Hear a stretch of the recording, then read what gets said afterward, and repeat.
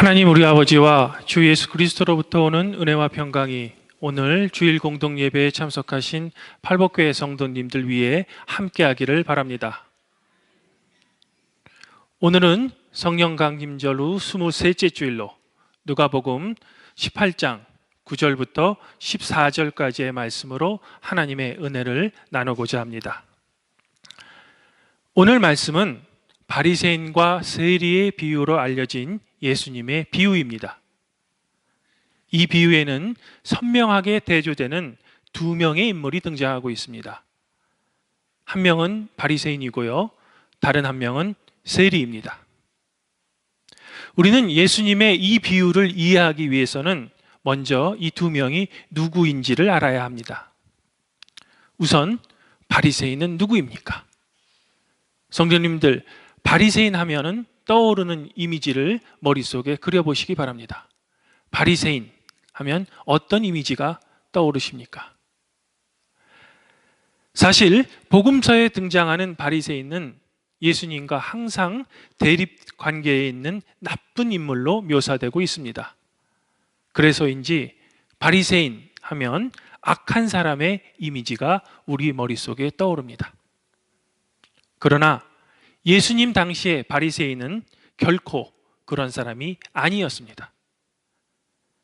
바리새, 즉 분리된 자라는 의미가 있는 이들은 모세의 율법을 부단히 지키려고 노력했으며 또 다른 지도층이었던 사두개파와는 달리 자기 민족의 정체성인 유대 민족의 정체성을 유지하려고 매우 힘쓴 사람들이었습니다.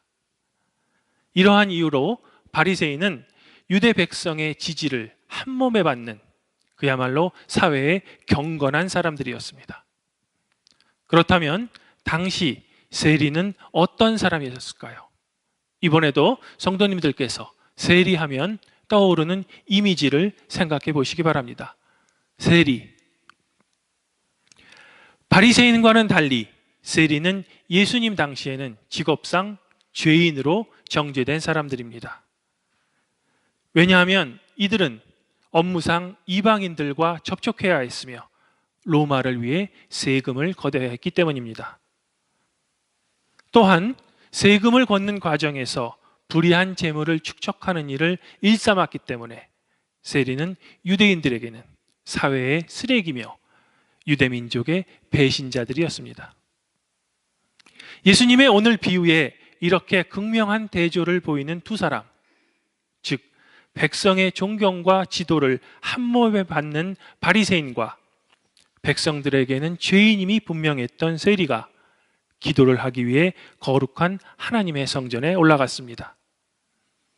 바리새인은 자신의 거룩성을 드러내기 위해 따로 서서 기도하면서 자신이 율법을 지킬 수 있음을 하나님께 감사의 기도를 올렸습니다. 한편 세리는 멀리 서서 자기 가슴을 치면서 자신이 죄인임을 밝히는 기도를 드렸습니다. 이들은 기도가 끝난 후에 각자 집으로 돌아갔습니다. 제가 지금까지 말씀드린 것이 오늘 예수님의 비유의 내용입니다. 예수님께서는 이 비유를 마치신 후에 오늘 누가복음 18장 14절에서 의롭다함을 받고 집으로 돌아간 사람은 사회적으로 존경을 받는 바리새인이 아니고 죄인인 세리라는 평가를 내리셨습니다.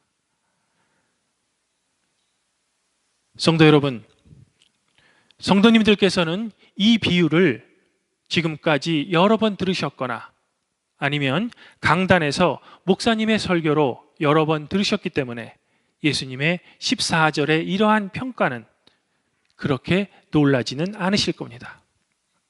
그러나 예수님께서 하신 이 14절의 평가는 예수님의 살았던 시대로 돌아간다면 그 시대에게는 엄청난 충격을 주는 선포였습니다. 아니, 어떻게 죄인인 세리가 율법의 준수자며 사회의 지도층인 바리새인보다 의롭다함을 받을 수 있단 말입니까? 이 말씀은 가히 혁명적인 말씀입니다. 기존의 가치관을 완전히 뒤집는 예수님의 평가입니다. 그렇다면 도대체 예수님은 무슨 근거로 세리가 의롭다함을 받을 수 있다고 하셨을까요? 혹시 우리가 바리새에게는 알지 못하는 무슨 잘못이나 결함을 놓치고 있거나 세리에게는 무슨 칭찬받을 만한 그 무엇이 있는 것을 우리가 본문에서 놓치고 있는 것은 아닐까요? 우리 함께 본문 속으로 들어가 봅시다. 먼저 바리새인을 자세히 살펴봅시다. 바리새인은 먼저 자신의 거룩성을 드러내기 위해 따로 서서 기도했습니다. 서서 기도하는 것은 당시의 기도 관습이었습니다. 그는 먼저 다른 사람들, 즉 토색하거나 불의하거나 간음하는 자들, 그리고 옆에 있는 누가 보아도 죄인인 세리와 자신이 같지 않음을 하나님께 감사했습니다. 또한 그는 자신이 일에 2번씩 금식하고 또 소득의 11조를 드린다고 기도했습니다. 율법에 따르면 금식은 1년에 한 번, 즉 속죄일에 하면 되었습니다. 그러나 이 바리새인은 일에 2번씩이나 했습니다. 또한 11조는 곡물과 포도주와 올리브 기름을 생산할 때만 하면 되었지만 그는 모든 소득의 11조를 한 것입니다. 정말로 철저한 율법을 준수한 것입니다. 그에게는 그렇다 할 잘못이 발견되지 않습니다. 오히려 바리새인은 칭찬받을 만한 율법의 준수자였던 것입니다. 그렇다면 이제 눈을 돌려 세리를 한번 살펴봅시다. 세리는 멀리 서서 하늘을 우러러보지 못하고 다만 가슴을 치면서 하나님이여 불쌍히 여기옵소서 나는 죄인이로소이다 라고 기도했을 뿐입니다. 앞서 제가 설명드린 대로 예수님 당시에 세리는 직업상 죄인으로 여겨졌기 때문에 자신의 처지에 대해 하나님께 기도를 드렸을 뿐입니다. 사실 그의 기도에는 자신의 죄에 대해 회개한다든지 아니면 앞으로 율법을 잘 지켜서 바르게 살도록 노력하겠다는 의지는 찾아볼 수 없습니다. 다시 말해서 그는 의롭다 함을 받을 만한 그 어떤 것을 발견할 수 없습니다. 그럼에도 불구하고 예수님께서는 바리새인보다 세리가 의롭다라고 평가하신 것입니다. 도대체 예수님은 왜 이런 평가를 하셨을까요? 도대체 무슨 근거로 예수님은 이런 판결을 내리셨을까요? 오늘 김태훈 장로님이 봉독해준 구약 말씀인 신명기 10장 12절부터 13절까지의 말씀에는 이런 구절이 있습니다. 제가 한번 읽어드립니다. 이스라엘아, 내 하나님 여호와께서 내게 요구하는 것이 무엇이냐? 곧 내 하나님 여호와를 경외하여 그의 모든 도를 행하고 그를 사랑하며 마음을 다하고 뜻을 다하여 내 하나님을 섬기고 내가 오늘 내 행복을 위하여 내게 명하는 여호와의 명령과 규례를 지킬 것이 아니냐. 그렇습니다. 바리새인은 이 신명기의 말씀을 지키기 위해 부단히 노력했습니다. 그리고 그것을 지킨 것에 대해 성전에서 하나님께 기도한 것입니다.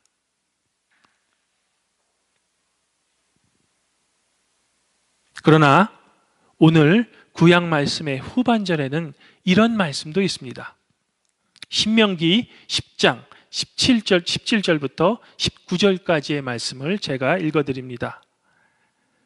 너희의 하나님 여호와는 사람을 외모로 보지 아니하시며 뇌물을 받지 아니하시고 고아와 과부를 위하여 정의를 행하며 나그네를 사랑하여 그에게 떡과 옷을 주시나니 너희는 나그네를 사랑하라.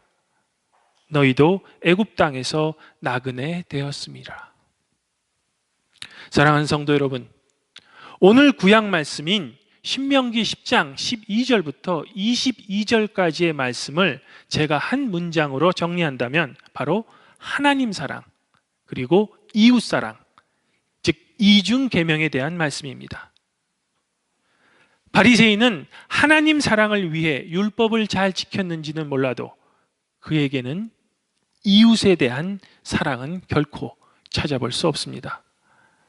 오히려 하나님께서는 사람을 외모로 보지 아니하신다고 하셨는데 바리새인은 자신이 토색, 불의, 간음하는 자와 같지 않고 옆에 있는 세리와 같지 않다고 하나님께 감사드린다고 기도했던 것입니다. 즉 바리새인은 하나님께서 사랑하라고 그리고 사랑해야 될 이웃을 오히려 그는 경멸하고 있는 것입니다. 또한 우리 한글 성경에는 잘 나타나 있지 않지만 11절을 헬라어 원문에서 직역하면 이런 말씀이 됩니다. 바리새인은 서서 자신을 향하여 기도했다. 다시 한번 말씀드립니다. 바리새인은 서서 자신을 향하여 기도했다. 사랑하는 성도 여러분, 기도는 하나님께 하는 것입니다. 그러나 이 바리새인은 자기 자신을 향해 기도했으니 이건 기도가 아닙니다. 그저 자기 자랑에 대한 독백일 뿐입니다. 다시 말해 그는 자신의 거룩성을 주위 사람들에게 스스로 드러내기 위해서 자기 자신에게 내가 이런 행동을 했다. 나는 칭찬받을 만하다. 라고 스스로를 칭찬하면서 스스로를 드러내고 있는 것입니다. 신명기 10장 16절에는 이런 말씀도 있습니다. 그러므로 너희는 마음의 할례를 행하고 다시는 목을 곧게 하지 말라. 그러나 바리새인은 하나님의 백성이라는 육체의 할례는 했을망정 이웃을 사랑하라는 하나님의 또 다른 계명인 이웃 계명에 대한 마음의 할례는 하지 않았던 것입니다. 그러면서 그는 목을 하나님께 곧게 하고 자신의 의를 스스로 드러냈던 것입니다. 다시 말해 그는 하나님 앞에서 스스로를 높인 것입니다. 그는 여호와의 율법과 규례를 겉으로는 잘 지켰는지는 모르겠으나 정작 여호와의 율법의 정신인 하나님을 경외하는 것은 결코 하지 않았습니다. 하나님을 경외한다면 바리새인은 그렇게 감히 겸손치 못한 자세로 기도를 드릴 수 없을 것입니다. 그가 율법을 지킨 것은 하나님을 경외해서가 아니고 바로 스스로에게 의롭다함을 인정하기 위해 스스로를 위해 지킨 것입니다. 과연 이런 바리새인에게 하나님이 필요 있을까 싶습니다. 이제 주님께서 의롭다고 평가를 받은 세리를 살펴봅시다.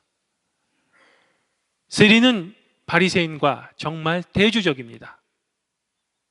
그는 멀리 서서 하늘을 우러러보지 못하고 가슴을 치면서 자신이 죄인임을 고백했습니다. 그리고 그것에 대해 하나님께 자비를 요청했습니다. 그뿐이었습니다. 그렇다면 도대체 세리의 어떤 점이 예수님으로 하여금 의롭다함을 받을 수 있을까요? 성도 여러분, 사람에게, 우리 인간에게 의롭다고 판결을 내릴 수 있는 존재는 이 세상에 오직 한 분, 하나님밖에 안 계십니다. 그렇기 때문에 오늘 사도 서간문인 디모데후서 4장 8절에는 하나님을 의로우신 재판장으로 표현하고 있는 것입니다. 그러나 바리새인은 이미 자기 스스로를 재판관 자리에 세우고 자기 스스로에게 의롭다라고 평가하고 있는 것입니다. 그렇기 때문에 진짜 의로우신 재판장인 하나님께서는 그에게 하실 일은 아무것도 없는 것입니다. 또한 죄인임에도 불구하고 의롭다라고 판결해 주시는 하나님의 칭의의 은혜도 그에게는 필요 없는 것이 됩니다. 왜냐하면 그는 자기 자신에게 스스로 의롭다라고 이미 판결을 내렸기 때문입니다. 아마도 하나님께서 이 바리새인에게 하신 말씀은 우리는 무익한 종이라 우리의 하여야 할 일을 한 것뿐이라 할지니라 라는 말씀뿐일 것입니다.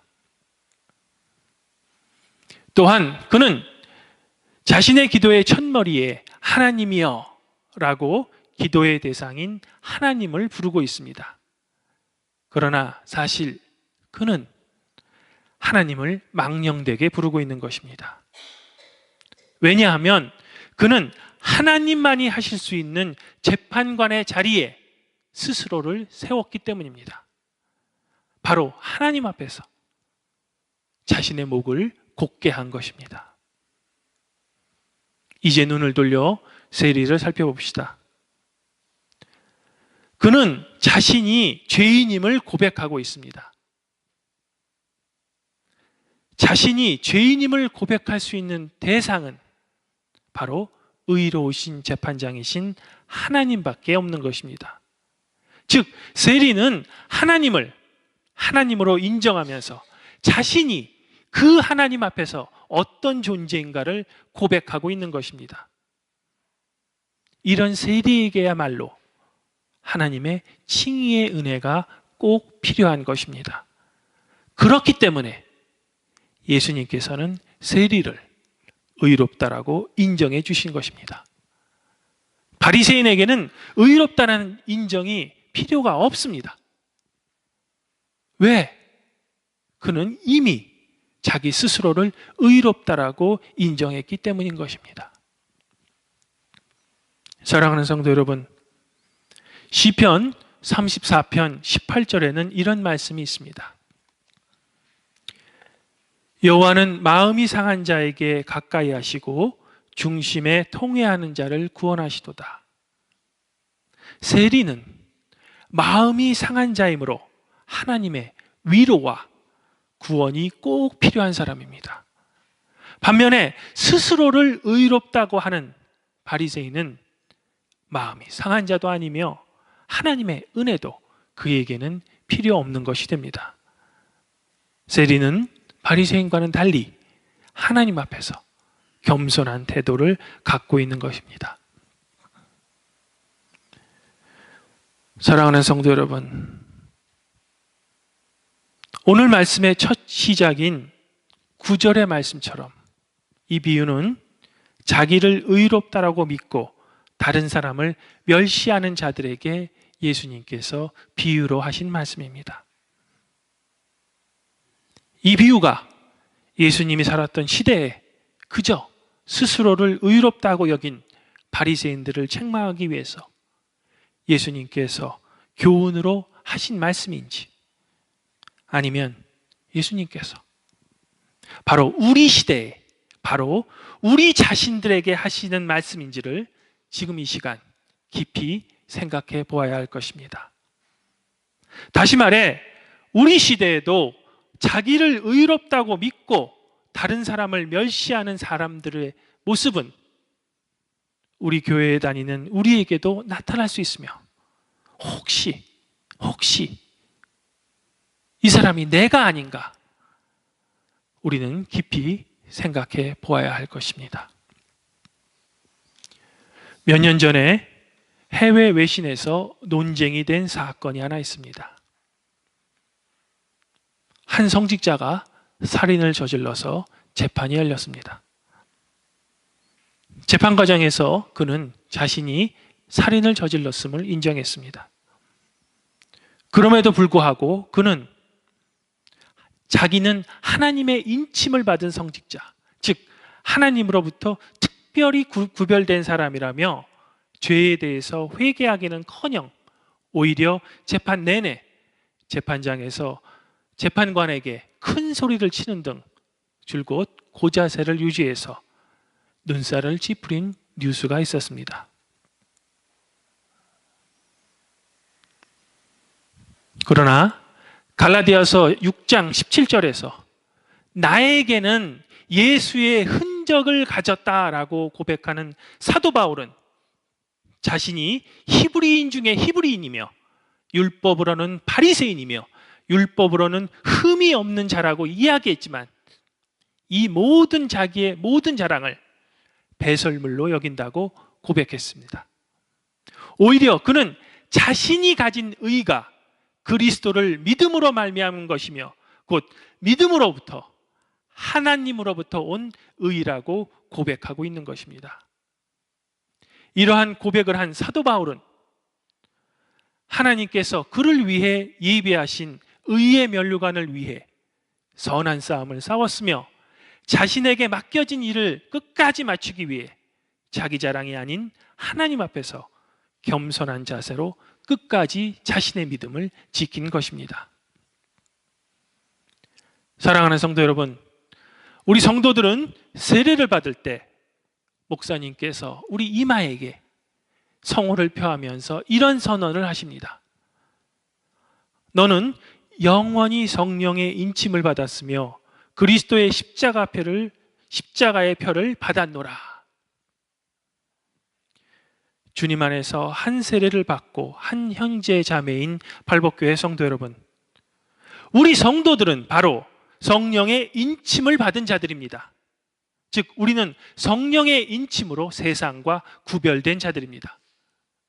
그렇다면 성령의 인침을 받아 세상과 구별된 우리는 과연 이 세상 속에서 어떻게 살아야 할까요?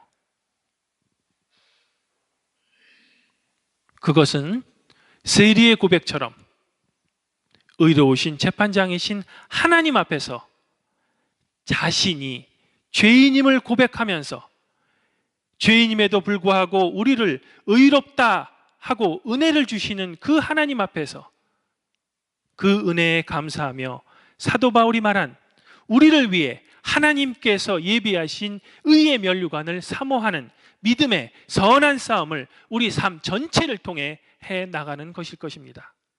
바로 이것이 하나님을 하나님 되게 하는 삶을 살아가는 것입니다. 우리가 세리처럼 하나님이여 나를 불쌍히 여기옵소서, 나는 죄인이로소이다 라는 진정한 고백을 우리가 하나님 앞에서 할 수 있다면 하나님께서는 반드시 우리를 위해 하실 일이 있으며 우리에게는 하나님께서 의롭다고 인정해 주시는 은혜가 우리에게는 꼭 필요할 것입니다. 또한 내가 진정으로 죄인임을 가슴을 치며 느낄 때 하나님께서 주시는 은혜에 감사가 넘쳐날 것입니다. 우리는 주일 공동예배 때마다 함께 죄의 고백을 합니다. 그리고 이 죄의 고백할 때 하나님이여 나를 불쌍히 여기소서라는 뜻의 주여 우리를 불쌍히 여기소서라는 키리에를 4번이나 반복해서 부릅니다. 이 키리에가 그저 매주 예배 때 습관적으로 반복되는 노래인지 아니면 진정으로 내가 죄인임을 깨닫고 고백하는 노래인지에 따라 주님의 은혜가 성도님들에게는 새롭게 느껴질 것입니다.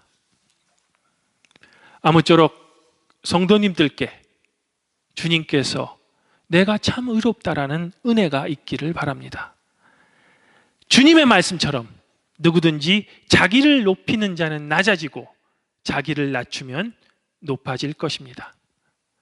자기를 낮추는 성도님들께는 의로우신 재판장이신 하나님께서 반드시 의의 면류관을 예비해 주실 것입니다. 그리하면 모든 지각에 뛰어나신 하나님의 평강이 그리스도 예수 안에서 여러분의 마음과 생각을 지키실 것입니다. 봉헌영과 함께합니다.